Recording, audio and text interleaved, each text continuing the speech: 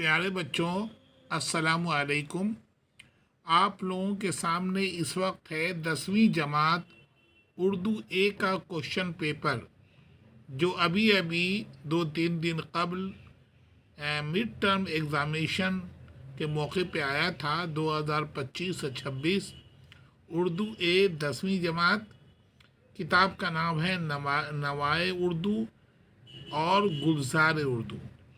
Maximum marks 80 اور آور ہے 3 گھنٹے۔ عام ہدایات: اس سوال نامے میں کل 4 حصے ہیں، جن میں 18 سوالات پوچھے گئے ہیں۔ حصہ ب عبارت فہمی اور شعر فہمی کے حوالے سے 20 نمبر کا ہے۔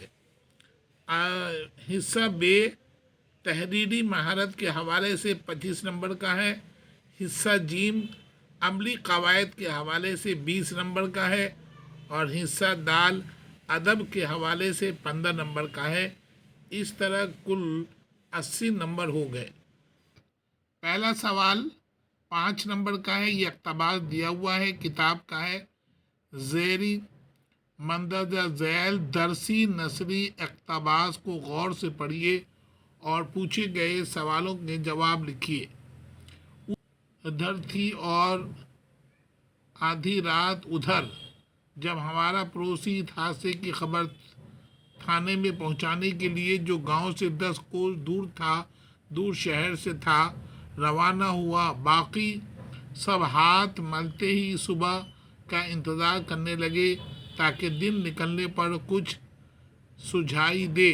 دفعتاً دروازہ کھلا اور ہم نے بھولے کے ماموں کو اندر آتے دیکھا۔ اس کی گود میں بھولا تھا کہ سر پر مٹھائی کی ٹوکریاں اور ایک ہاتھ میں بتی تھی۔ ہمیں تو گویا دنیا کی تمام دولت مل گئی۔ مایا نے بھائی کو پانی پوچھا، نہ خیریت، اور اس کی گود سے بھولے کو چھین کر اسے چومنے لگی۔ تمام اڑوس پڑوس نے مبارکباد دی۔ بھولے کے ماموں نے کہا، مجھے کسی کام کی وجہ سے دیر ہو گئی تھی۔ دیر سے روانہ ہونے پر شب کی تاریکی اپنا راستہ کھو بیٹھا تھا۔ یکایک مجھے ایک جانب سے روشنی آتی دکھائی دی۔ میں اس کی جانب بڑھا۔ اس خوفناک تاریکی میں برس پور سے آنے والی سڑک پر بھولے کو بتی پکڑے کانٹوں میں الجھے ہوئے دیکھ کر ششدر رہ گیا۔ سوال نمبر 1، یہ اقتباس سبق بھولا سے لیا گیا ہے۔ اس کے مصنف کا کیا نام ہے؟ آپ جانتے ہیں، اس کا جواب ڈی ہے، راجندر سنگھ بیدی۔ سوال نمبر 2، حادثے کی خبر تھانے کس نے پہنچائی؟ اس کا جواب ہے بی، پڑوسی نے۔ سوال نمبر 3، دفعتاً دروازہ کھلنے پر کون داخل ہوا؟ دفعتاً دروازہ کھلنے پر ماموں داخل ہوا، جواب اے ہے۔ سوال نمبر 4، یکایک بھولے کے ماموں کو کیا نظر آئی؟ جواب اے ہے، روشنی۔ سوال نمبر 5، بھولے کے ماموں خوفناک تاریکی میں ششدر کیوں رہ گئے تھے؟ جواب اس کا سی ہے، بھولے کو کانٹے میں الجھا ہوا دیکھ کر۔ تو اس طرح سے یہ 5 نمبر کا پہلے سوال کا مکمل ہوا۔ اب آیا سوال نمبر 2، یہ بھی انسین پیسج ہے، لیکن یہ کتاب سے باہر کا ہے، 5 نمبر کا۔ میں اس کے صرف جواب پڑھتا ہوں۔ عالمی تجارتی تنظیم کا انگریزی مخفف کیا ہے؟ اس کا جواب بی ہے، WTO۔ سوال نمبر 2، عالمی تجارتی تنظیم کس کے لیے قانون اور اصول وضع کرتی ہے؟ جواب اس کا سی ہے، عالمگیر تجارت۔ سوال نمبر 3، کون سی تنظیمیں اصول و ضوابط اپنے مفاد میں وضع کرنے میں کامیاب ہو جاتی ہیں؟ جواب اے ہے، یونائٹڈ اسٹیٹس، یورپین یونین اور جاپان وغیرہ۔ سوال نمبر 4، ترقی پذیر ممالک کی کیا شکایت رہتی ہے؟ جواب اس کا بی ہے، غیر شفافیت۔ سوال نمبر 5، تنظیم میں سارے فیصلے کیسے لیے جاتے ہیں؟ جواب اے ہوگا، مجموعی اتفاق رائے سے۔ ان سوالوں کا سوال نمبر 3، یہ سوال نمبر 3 مندرجہ ذیل شعری اقتباس کو غور سے پڑھیے۔ یہ درسی شعری اقتباس ہیں، یہ غزل ہے اور ابراہیم ذوق کی، جو آپ کی کتاب میں سے ہی لیا گیا ہے۔ لائی حیات آئے قضا لے چلی چلے، اپنی خوشی نہ آئے نہ اپنی خوشی چلے، بہتر تو ہے یہی کہ نہ دنیا سے دل لگے، پر کیا کریں جو کام نہ بے دل لگی چلے، کم ہوں گے اس بساط پر ہم جیسے بدقمار، جو چال ہم چلے سو نہایت بری چلے، وہ عمر خضر بھی تو کہیں گے بوقت مرگ، ہم کیا رہے یہاں ابھی آئے ابھی چلے، نازا نہ ہو خرد پہ جو ہونا ہے ہو وہی، دانش تری نہ کچھ میری دانشوری چلے، دنیا نے کس کا راہ فنا میں دیا ہے ساتھ، تم بھی چلے چلو یوں ہی جب تک چلی چلے۔ اب آیا سوال، بالا غزل کے شاعر کا کیا نام ہے؟ جیسے کہ بتایا ابراہیم ذوق، سی جواب ہے۔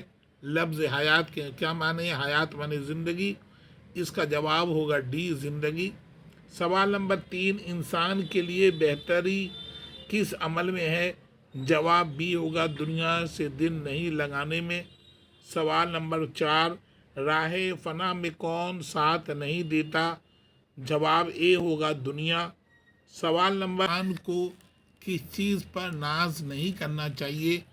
جواب ڈی ہو خرد، خرد معنی عقل پہ، اپنی عقل پہ گھمنڈ نہیں کرنا چاہیے، اپنی شان دولت خاندان یہ سب اللہ کی دی ہوئی چیزیں، اس پر گھمنڈ نہیں کرنا چاہیے۔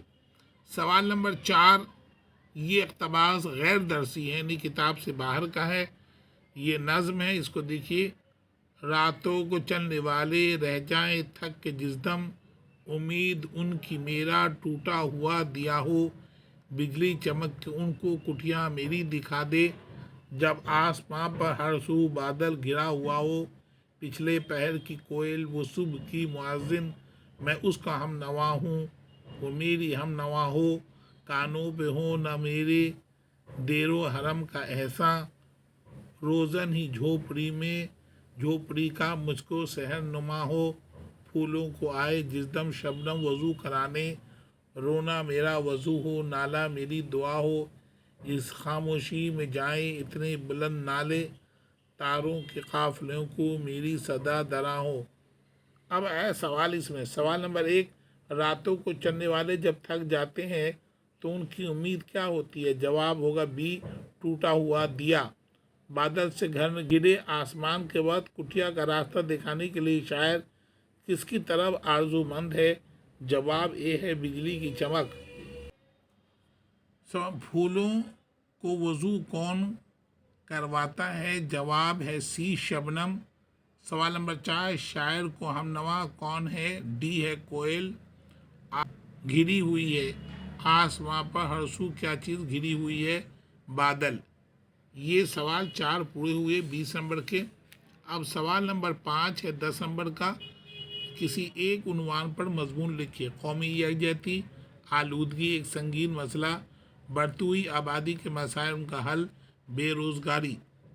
سوال نمبر 6، آپ کا نام نذیر یا ناظمہ ہے، اسکول میں اضافی کلاس یعنی ایکسٹرا کلاس کا انتظام کرانے کے لیے پرنسپل کو درخواست لکھیے، یا آپ کا نام زہیب نازیہ ہے، آپ سی 901 بڑی کالونی چھترپور دہلی میں رہتے ہیں یا رہتی ہیں، اپنی بڑی بہن کو خط لکھ کر اسے وسط مدنی امتحان کی تیاری مڈ ٹرم ایگزامینیشن کے بارے میں بتائیے۔ سوال نمبر 7، سبق عورتوں کے حقوق کا خلاصہ، یا اکبر الہ آبادی کی نظم جلوہ دربار دہلی کا خلاصہ لکھیے۔ یہ 4 نمبر کے ہیں۔ اب آیا سوال نمبر 8، نظم حقیقت حسن کا مرکزی خیال لکھیے۔ شاد عظیم آبادی کی ادبی خدمات لکھیے، دونوں میں سے ایک، یہ 3 نمبر کا ہے۔ سوال نمبر 9، عظیم بیگ چوتھائی کا افسانہ فقیر کا خلاصہ لکھیے۔ سوال نمبر 9، وہ فعل جس کا فاعل معلوم ہو اسے کیا کہتے ہیں؟ 3 مثالیں بھی لکھیے۔ وہ فعل جس کا فاعل معلوم ہو اسے فعل معروف کہتے ہیں۔ اس کی مثال ہے احمد نے غریبوں میں کمبل تقسیم کی، ہمارے گھر میں سبھی لوگ نماز کی پابندی کرتے ہیں، اسلم گاڑی بہت دھیان سے چلاتا ہے۔ سوال نمبر 10ویں کا دیکھیے، دو ذیل جملوں کو غور سے پڑھیے اور فعل کی قسم لکھیے۔ ڈاکٹر مریض کو دیکھ رہا ہے، فعل متعدی۔ رابعہ نے ضرورت مندوں کو کمبل تقسیم کیے، فعل معروف۔ آپ بغیر سوچے سمجھے بولتے چلے گئے، فعل مرکب۔ کھانا کھایا جاتا ہے، فعل مجہول۔ آج میں بہت خوش ہوں، فعل ناقص۔ سوال نمبر 11، ذیل میں شعر میں کون سی صنعت استعمال کی گئی ہے؟ یہ شعر دیا اس کے اندر کون سی صنعت؟ کنایا۔ سوال نمبر 12 دیکھیے، استعارہ کی تعریف لکھیے اور ایک مثال بھی دیجیے۔ وہ لفظ جو اپنے اصل معنی کے بجائے مجازی معنی میں استعمال کیا جائے اور دونوں معنوں میں تشبیہ کا تعلق ہے، اسے استعارہ کہتے ہیں۔ سوال نمبر 12 کا پہلا دیکھیے، ضرب المثال کسے کہتے ہیں؟ مثال بھی دیجیے۔ ضرب المثل وہ فقرہ، جملہ یا قول ہے جسے بات میں زور پیدا کرنے کے لیے استعمال کیا جاتا ہے، اس کے پیچھے کوئی کہانی یا واقعہ ضرور ہوتا ہے۔ سوال نمبر 2، دو محاوروں کو جملوں میں استعمال کیجیے۔ 4 محاورے دیے ہوئے ہیں، ان چاروں میں سے کسی دو کو جملوں میں استعمال کیجیے۔ پہلا ہے 9 2 11 ہونا، یعنی بھاگ جانا۔ پولیس کو دیکھ کر چور 9 2 11 ہو گئے۔ نمبر بی ہے 4 چاند لگنا، شان و شوکت میں اضافہ ہونا۔ احمد کے آنے سے ہمارے محفل میں 4 چاند لگ گئے۔ سی ہے گھی کے چراغ جلانا، خوشیاں منانا۔ نغمہ نے اپنے بیٹے کی کامیابی پر گھی کے چراغ جلائے۔ خون سفید ہونا، بے حس ہونا۔ آج کل لوگوں کے خون سفید ہو گئے ہیں۔ ختمہ کی تعریف لکھیے، اس کی علامت بھی بتائیے۔ یہ سوال نمبر 13 ہے۔ وہ نشان جو جملے کے ختم ہونے پر لگاتے ہیں اسے ختمہ کہتے ہیں، انگریزی میں انہیں فل اسٹاپ کہتے ہیں۔ قافیے کی تعریف ماں مثال کے لکھیے۔ وہ لفظ جو یکساں آواز اور یکساں حرف یا حروف پر ختم ہوتے ہیں انہیں قافیہ کہتے ہیں۔ جیسے دیکھیے مثال، دیار عشق میں اپنا مقام پیدا کر، نیا زمانہ نئی صبح و شام پیدا کر۔ اس شعر میں قافیہ ہے، مقام اور شام قافیہ ہیں جو ردیف سے پہلے آیا۔ عام طور پر اشعار میں قافیے کے بعد جو لفظ یا الفاظ دہرائے جاتے ہیں انہیں کیا کہتے ہیں؟ قافیے کے بعد دہرائے جاتے ہیں اس کا نام ہے ردیف کہتے ہیں۔ دل ناداں تجھے ہوا کیا ہے، آخر اس درد کی دوا کیا ہے، اس کے اندر ردیف کیا ہے، یہی ردیف ہے۔ سوال نمبر 15، نیا قانون آنے کی خبر سے منگو کوچوان کیوں خوش تھا؟ یہ اس کے جواب کتاب میں دیے ہوئے ہیں۔ اس لیے خوش تھا کہ انگریزوں نیا قانون آنے سے ہندوستان آزاد ہو جائے گا اور انگریزوں کی حکومت ختم ہو جائے گی، کیونکہ اسے منگو کوچوان کو انگریزوں سے بہت زیادہ نفرت تھی۔ مخلوط زبان میں اردو زبان کی کن خصوصیات پر روشنی ڈالی گئی ہے؟ اردو ایک مخلوط زبان ہے، ایک شیرینی زبان ہے۔ اس زبان میں تمام زبانوں کے الفاظ شامل ہیں۔ سنسکرت، عربی، فارسی، انگریزی اور دیگر زبانوں کے الفاظ اس میں شامل ہو گئے ہیں، اور اس کی خوبصورتی اور بڑھ گئی ہے، اس کی چاشنی دوگنی ہو گئی ہے، اور یہ خالص ہندوستانی زبان ہے اور یہ عوام کی زبان ہے۔ سوال نمبر 15 کا تیسرا، تربیت یافتہ ملکوں میں عورتوں کے ساتھ کیا سلوک کیا جاتا ہے؟ تربیت یافتہ ملکوں میں عورتوں کے ساتھ بہت برا سلوک کیا جاتا ہے۔ قانون نہایت ناقص اور خراب ہے۔ ان کا سلوک عورتوں کے ساتھ اچھا نہیں ہے، ان کے ساتھ اچھا برتاؤ نہیں کرتے۔ سوال نمبر 4، سر سید نے بچپن میں کون کون سے کھیل کھیلے۔ سر سید نے بچپن میں گیند بلہ، کبڈی، گیڑیاں، آنکھ مچولی، چیل چلو وغیرہ کھیل کھیلے۔ سوال نمبر 16، نسیم تیر سی چھاتی کے پار گزرے، اس مصرعے کا کیا مطلب ہے؟ نسیم تیر سی چھاتی کے پار گزرے ہے، اس کا مطلب یہ ہے کہ محبوب کے نہ ہونے کی وجہ سے نسیم سحر تیر سی چبھ رہی تھی، اور جو آب و ہوا ٹھنڈی خوشگوار تھی وہ بھی محبوب کے نہ ہونے سے بری لگ رہی تھی، چبھ رہی تھی۔ سوال نمبر 2، 16ویں کا 2، نظم جلوہ دربار دہلی میں میرا حصہ دور کا جلوہ شاعر نے کیوں کہا ہے؟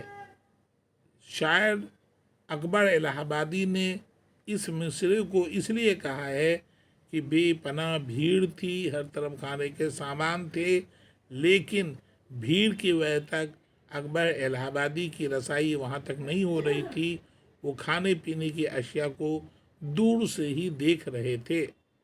سوال نمبر 3، 16ویں کا، جو ظرف خالی ہے صدا دیتا ہے، شاعر خالی ظرف کو صدا سے کیا سمجھانا چاہتا ہے؟ خالی ظرف نے خالی برتن، صدا مانے آواز، اس سے یہ سمجھانا چاہتا ہے کہ بیوقوف لوگ اپنی تعریف خود کرتے ہیں، اس کی مثال ایسے ہے جیسے خالی برتن میں آواز زیادہ ہوتی ہے۔ سوال نمبر 17، گلی ڈنڈے کو کھیلوں کا راجا کیوں کہا جاتا ہے؟ گلی ڈنڈے کو کھیلوں کا راجا اس لیے کہا جاتا ہے کیونکہ اس میں لاگت بہت کم لگتی ہے، اس میں بڑی جگہ کی ضرورت نہیں پڑتی، چھوٹے میدان میں کھیلا جا سکتا ہے، اور کسی درخت سے 2 گلی ڈنڈے توڑ لیے اور 2 لوگ بھی موجود ہوں، یہ کھیل شروع کیا جا سکتا ہے۔ یہ امیروں کا نہیں بلکہ غریبوں کا کھیل ہے، اس لیے اسے کھیلوں کا راجا کہا ہے۔ گاؤں پہنچنے سے پہلے وحید کی کیا کیفیت تھی؟ گاؤں پہنچنے سے پہلے وحید کی کیفیت تھی کہ گاؤں کے لوگوں کو دیکھ کر، وہاں کے رسم و رواج کو دیکھ کر اس کی بیوی ناپسند کرے گی، اور وہ کشمکش میں تھا۔ سوال نمبر 3، افسانہ 2 فلانگ لمبی سڑک میں بڑے آدمی کے استقبال کی افسانہ نگار نے کیا جھلک دکھائی ہے؟ بڑے آدمی کسی لیڈر، نیتا یا وزیر کی آمد کی وجہ سے سڑکوں کو سجایا گیا ہے، لال سرخی لگائی گئی ہے، اور دونوں کنارے بچے ہاتھ میں جھنڈیاں لیے کھڑے ہیں اور گھنٹوں سے کھڑے ہیں دھوپ میں، اور اس کے آنے پر جھنڈیاں ہلا کر اس کا استقبال کر رہے ہیں۔ سوال نمبر 18، کسی ایک صنف کے بارے میں نوٹ لکھیے۔ 3 نمبر، افسانہ، نظم اور خاکہ۔ کتاب کے اندر ان تینوں عنوان پر بہت ڈیٹیل سے تفصیل سے دی گئی ہے، آپ انہیں دیکھ کر اس کو تیاری کر سکتے ہیں۔ اس طرح سے یہ 10ویں جماعت کا اردو اے کا کوشچن پیپر مکمل طرح مناسبت سے اس کے آپ دوبارہ حل کریں، اس کو سمجھیں، اور اسی طرح فائنل پیپر بھی اسی مناسبت سے آئیں گے۔ بہت بہت شکریہ۔